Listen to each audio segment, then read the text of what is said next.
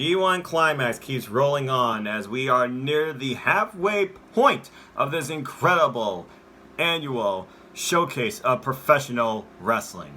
Hello everybody, I'm just a simple man, and my name is Noah Foster, and welcome once again to another simple take on the G1 Climax. In this video we will be briefly discussing our thoughts, well basically my thoughts and just my overall shock and proposed new ideas to see how much my bracket has been shattered, which it has, as far as G1 Climax goes, on the action we just saw from B Block on day 8 as we head towards days 9 and 10.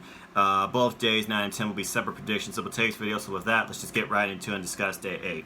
So day 8 was once again another day of block action, and once again, why people may look at the B Block for most participants, it really delivered on all fronts. You got matches of all sorts, but also because of how the next few days are going and how I feel like we are at the most pinnacle point with the matches coming up this weekend, I'm actually going to also briefly look over the tag team preview matches as well, because again, C Block, as Toru Hanari and Toma called it, or however you want to look at it, they tell the story also of how the G1 Climax could be shaped based on the condition, mentally and physically, of the competitors coming up. So let's just get right into it.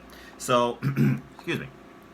Day 8 started off, of course, with a Bullet Club showcase versus Chaos showcase here. And in the end, Bullet Club won with Chase Owens, of course, getting the win here. So it was interesting here as Ospreay got tossed around here in this match.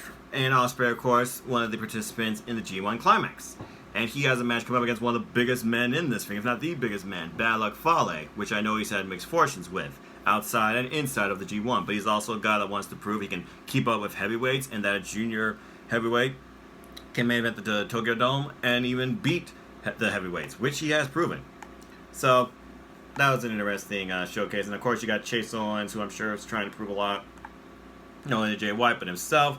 Maybe he's looking for a potential entry into G1 Climax 30 next year. Only time will tell. Moving on from there, we had a Suzuki-gun versus Los Iganaves de Japón showcase as Zack Sabre Jr. and Lance Archer and Minoru Suzuki face Bushi, Evil, and Sonata. You have 4 participants in the G1 and 2 participants that are not in it. One I know that has yet to really say a word, that is furious and would probably kill everybody if he could legally. And in my opinion, I still think he should be in it.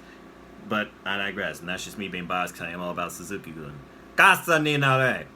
So, anyway, Suzuki-gun then once again dominated, doing, of course, their pre-match visual of beating the crap out of everybody. And they dominated the match, of course, showing the vicious sides with strikes, chops, submissions especially. And, of course, after the win, Zack Sabre Jr., he tries to provoke his next opponent, Evil, with some mind games. But it looks like he just sneered at him. Is Evil stirred? I don't know. But it'll be interesting to see Evil versus Zack Sabre Jr. as well as Lance Archer coming up soon too. I believe it's Lance Archer versus Sonata, if I remember correctly. And then following this, we had a clash of New Japan Pro Wrestling's legends in the making, and legend already, Hiroshi Tanahashi and his partner Shota Umino, who has really been under the tutelage of Jon Moxley. I can only imagine how much he's learning, versus Kota Ibushi and Ren Narita. Shota Umino and Ren Narita have got to be 2 of your highest rising stars coming up in New Japan Pro Wrestling, with all the experience they're gaining from these in-ring matches with the G1 participants, and the fact Shota Umino is under the Jon Moxley learning tree. I mean, what more can you say? And we're going to get into Jon Moxley shortly. But to sum up this match, basically, Tanahashi, he pinned Ren Narita, because that's the way these tag previews kind of work out. It's usually the young lion that gets pinned or submitted on that team. But anyway, Tanahashi, he pinned Narita with a sling blade. But again, Tanahashi, master of the trade. He can get you also with Victory Row. He's not afraid to use the high five flow. He also has a twist and shout, so we'll see. But Kota Ibushi, never count the guy out. And like he says, don't bet against me, don't give up on me, I will give you all I can this summer. It's going to be a very interesting match, and I'm just waiting at this point for Ren Narita versus Shota Umino one-on-one. But I digress. I mean, it's truly 2 gods of wrestling almost. I almost want to think, because Kota, he thinks he's above God with one of his moves, but he goes to that dark zone and can literally stop your heart. But I digress. Moving on from there, I believe this was our last tag preview. It was, of course, Kenta and Kazuchika Okada in tag action, as Toru Hanare, Yoshihashi, and Kazuchika Okada being the participants. Thank you, New Japan Pro Wrestling.com. Took on Kenta and his partners, Clark Connors and Carl Fredericks. And Yoshihashi was the one that got the victory for his team here when he forced Connors to submit to a butterfly lock. But what I think is interesting here is the story being told between Kenta and Okada, because this will be their first time one-on-one encounter. So, of course, this match was more about what the tag previews are always about in G1, scouting each other. And in my opinion, you have two of the strongest, if not the top leaders in the entire G1. They're definitely the leaders in their A block because they're both tied at 8. Again, pinnacle match. This is the pinnacle. One of these guys has to lose. Or could it be a draw? I don't know, but I'll get into that soon. I did not mean for that to rhyme. Moving on from there, though, let's get right into the block matches. These were your tab previews, so we went right into our block matches of the night, which, of course, was the B block. Our opening match featured Juice Robinson versus Toru Yano. Yano pulling all the tricks out from the turnbuckle pass to attempted low blow to not one, but 2 rolls of tape, and apparently a third one found on the ramp. Infuriating Juice Robinson, calling him and mother boop. I'm sorry, I'm not going to go there.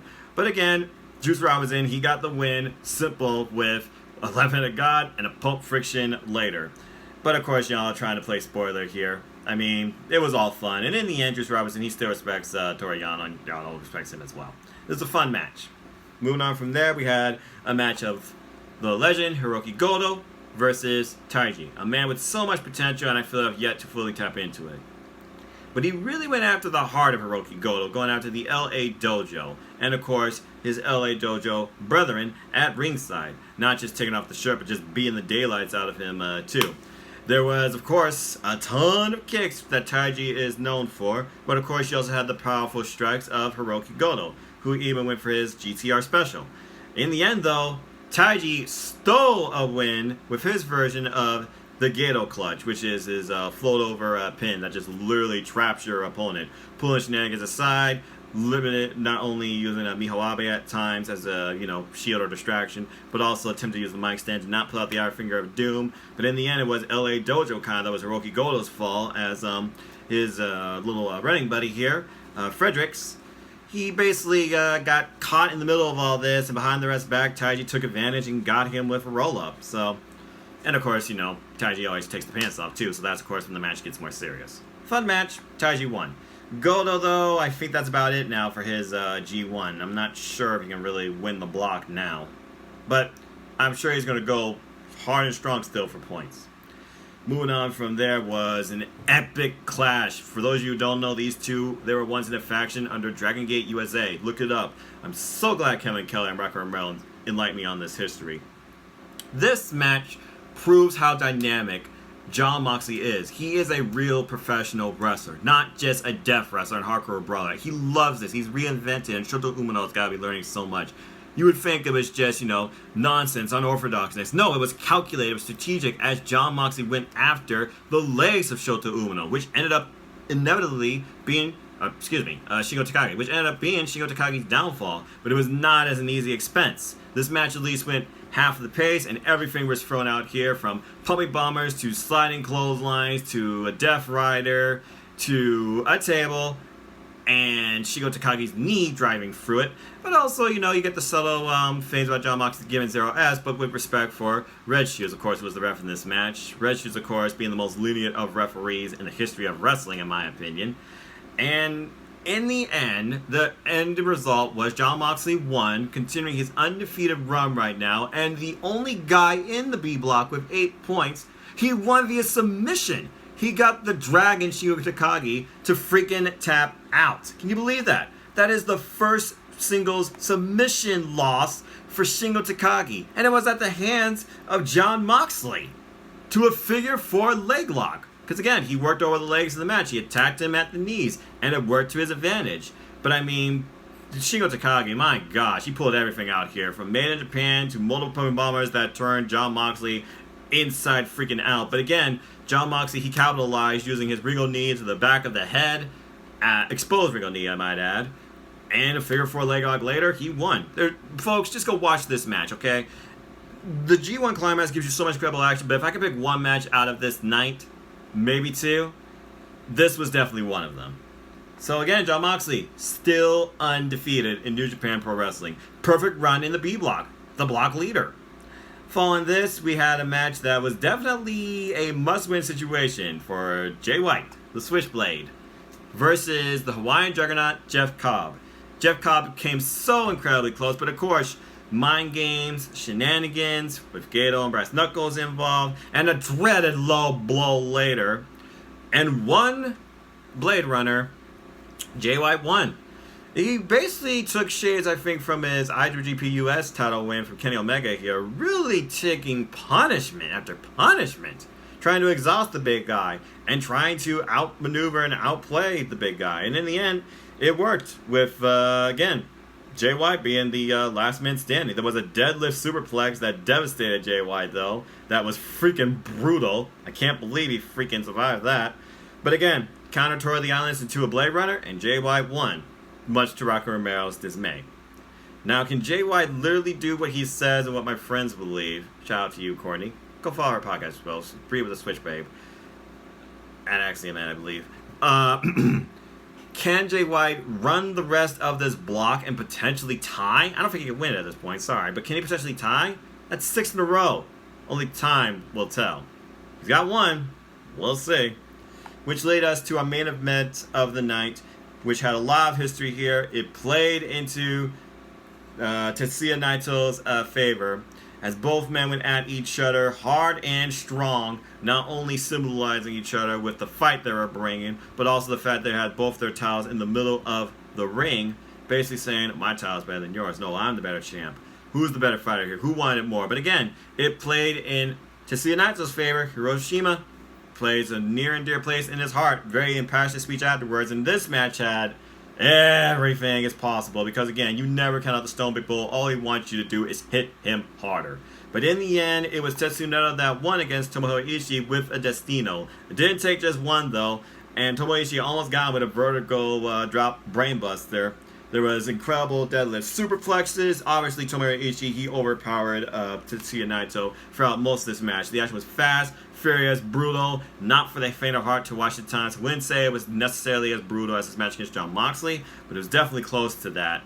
And I thought it almost was going to go to the draw limit. But in the end, Naito became victorious after a barrage of devastating Destino variants, and he won. So Tetsuya Naito seems like he's up and running right now. I don't think that IWGP title is no longer a curse to him. Can he become the B block winner like I originally foresaid? I don't know, because we're going to get into a match very soon, not this video, but the next one, that is going to be the pinnacle, in my opinion, of the B block. But with that, that was just my simple take on Day 8. Great action. 2 matches truly memorable to me, and I recommend if you all can't watch all of them, because I know how strenuous it can be just to keep up with all this wrestling. Thank you for those that watch, by the way. And all those who have subscribed to my channel, and all the views of this channel, too. I truly appreciate it. Please, just give this a chance and go watch at least Tetsuya Naito versus Tomohiro Ishii, or Shingo Takagi versus Jon Moxley. One of those matches will make your night. Moving on from there, though, let's get into Night 9. Night 9, of course, is going to be A-block action, and it takes place this Saturday morning, Eastern Standard Time. And we have 5 killer matches, and one that I believe is going to be the pinnacle of the block. Let's get right into them. So, our first match is a first singles meeting between Kota Ibushi and Lance Archer. Lance Archer will be defined with everybody's Daddy's Claw. Ever since Davey Boy Smith Jr. left Suzuki Gun in New Japan Pro Wrestling, Lance Archer has really become a breakout superstar, and one you can't take lightly. However, Kota Ibushi, he's a guy now that what can you not say about Kota Ibushi? The heart of this guy, I believe he doesn't have a neck. I don't know if he truly feels pain. I feel like when he feels pain, it just enhances him to go into that darker residue in his resonance in his mind to pull out a devastating lariat or punch or kick, and that could be the difference.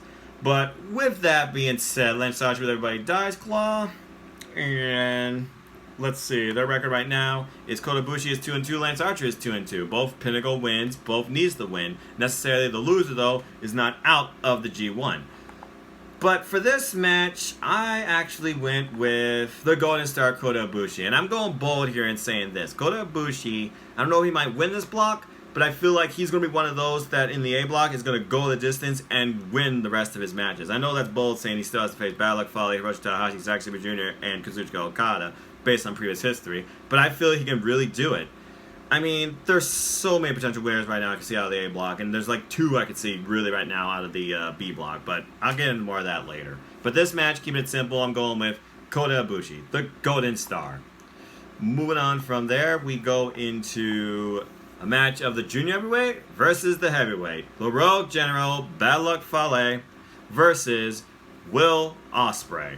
So these guys right now, it's 1-0 in Ospreay's favor, but this is their first ever G1 encounter.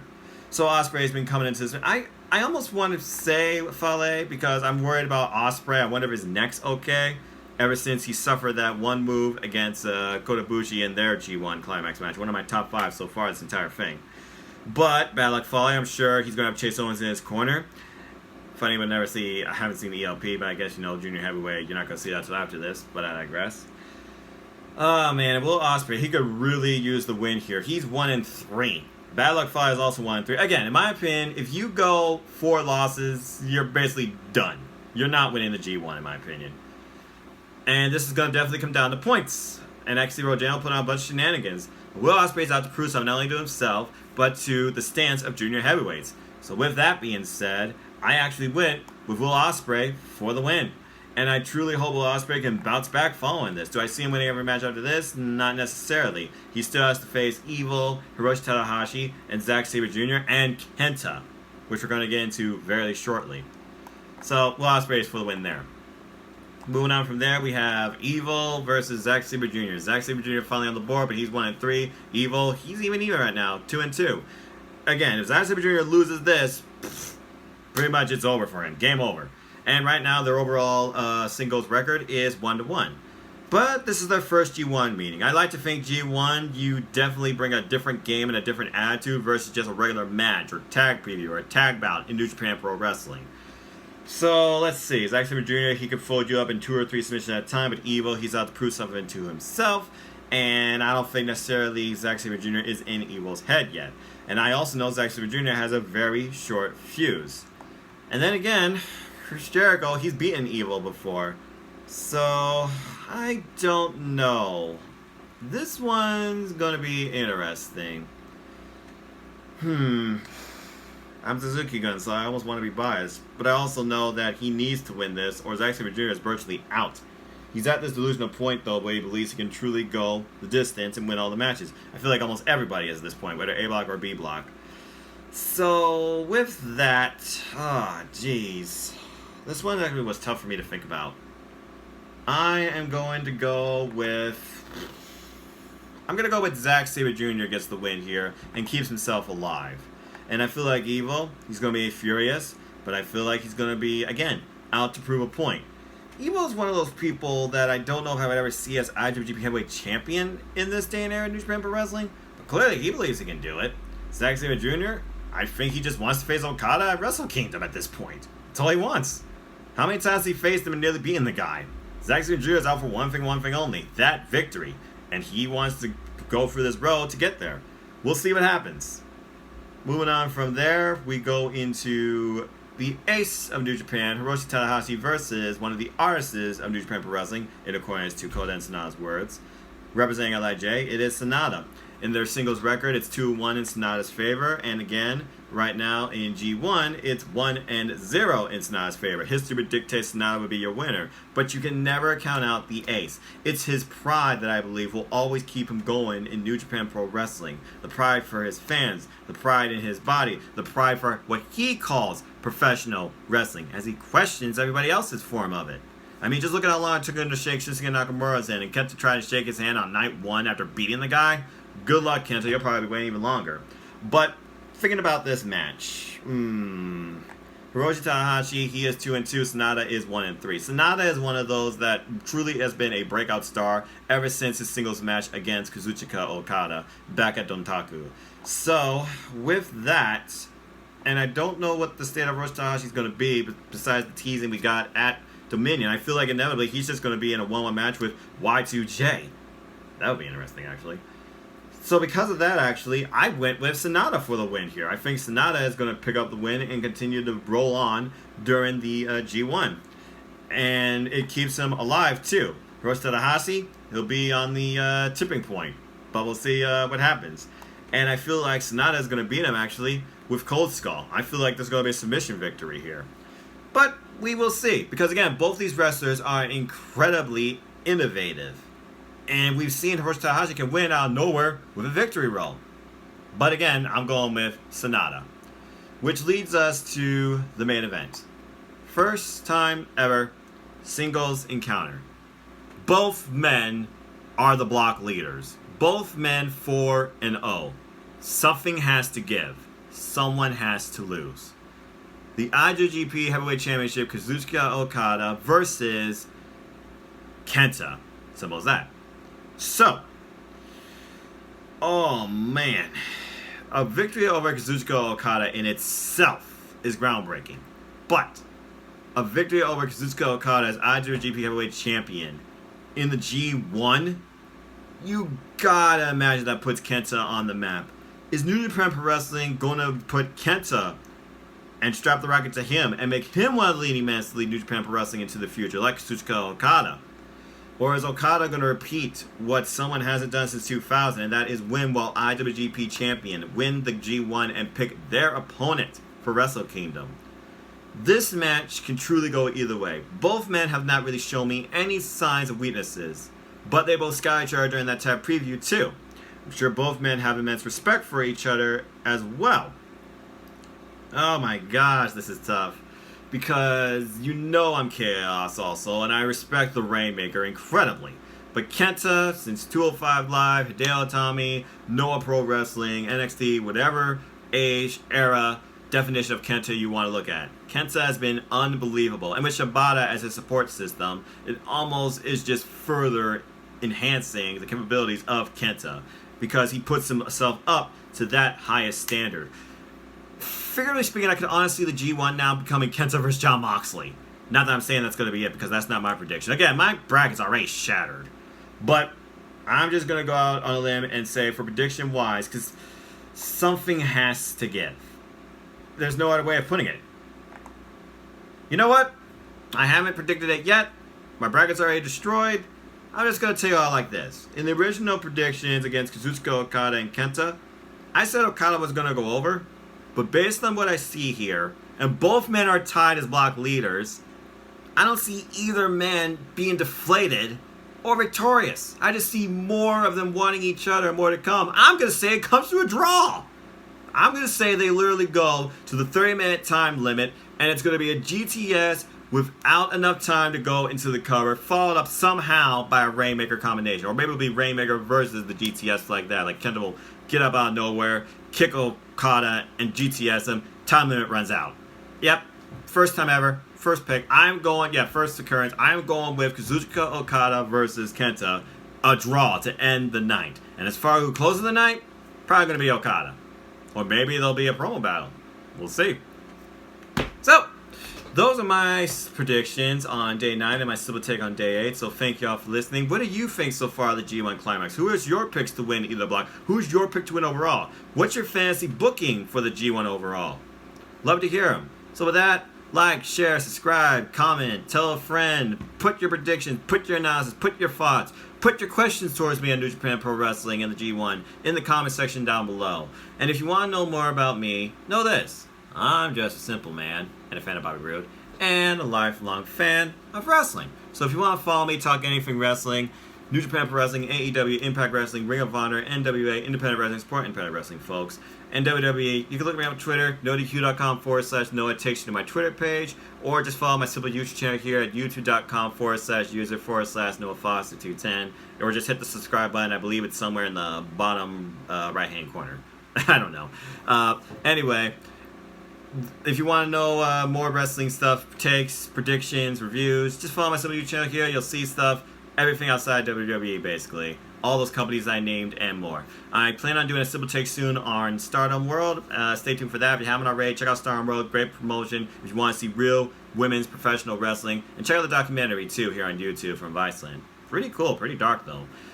Anyway, Also, please support the heart of my channel here for Cruiserweight Wrestling, 205 Live Match, where I review 205 Live brand every week and discuss all things Cruiserweights, WWE, and beyond with some great fans on a weekly basis. Join my hashtag 205 Match Facebook group. It's all about love, respect, appreciation of the athletes, 205 and under, 205 Live, Cruiserweight, Junior Heavyweight, X Division, you name it, they own it. Simple as that. They sometimes outperform the heavyweights. If you haven't figured it out already, support NoDQ. They're the reason I'm on YouTube. Go buy a shirt, nodq.com/shirts. Apparently I have my own now. Go follow them on our social media platforms. Follow them on YouTube, Twitter, all that good stuff. Go follow them on the official website, Europeans Matter, comment section, everything. Polls, memes, columns, gifs, sexy female pics, you name it, it's there. It's wrestling, primarily WWE, but we, as a member of Team NoDQ, are slowly invading and bringing you AEW. Stay tuned. And also, if you want to even talk more with me or want to know more about my wrestling reach, I will be in Toronto during SummerSlam weekend checking out Ring of Honor Summer Supercard, and yes, I will do predictions on that prior to my leaving. NXT TakeOver Toronto 2, and WWE SummerSlam. It's going to be a stellar weekend of wrestling. I can't freaking wait. Live experiences. It's going to be awesome. And also, I will also be doing, come August 31st, which I will call the ultimate closer to my summer of wrestling, live streaming the whole day during all 3 shows. So join the fun and join me for an experience where we just talk wrestling, or you question me on anything in life, you know? I have nothing to hide. I'm just a simple man. Simple as that. And as always, as I like to close, support your wrestling big and small, and support all my friends and their channels too, from Con Andrews Chopping Block to Cindy G and her independent wrestling indie queen, appreciate you, to Aftermatch Wrestling with Stephen Osborne and Jerry Slaughter, to of course Aaron Riff, NoDQ.com, to everybody within the NoDQ galaxy that just does what I do here too, for fun or analytical purposes, you judge. Like I said, support wrestling big and small, and let's keep growing this wrestling community together. Simple as that. With that, thank you so much for tuning in. Thank you so much for watching. Again, like, share, subscribe, comment, tell a friend, hit that bell to know when I'll be chatting again, whether on video or off, audio only. You never know. I'm simple, but I'm also a little bit unpredictable.